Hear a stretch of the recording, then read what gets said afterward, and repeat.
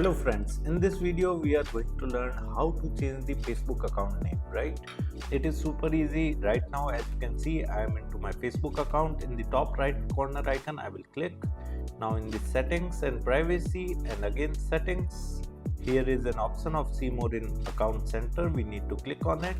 Okay, in the personal details, you can see contact info and all. We need to go to profiles, select the Facebook account and click on the name. Here we can change our first name and surname, right? And can simply click on review change. So this is how you can change your Facebook account name.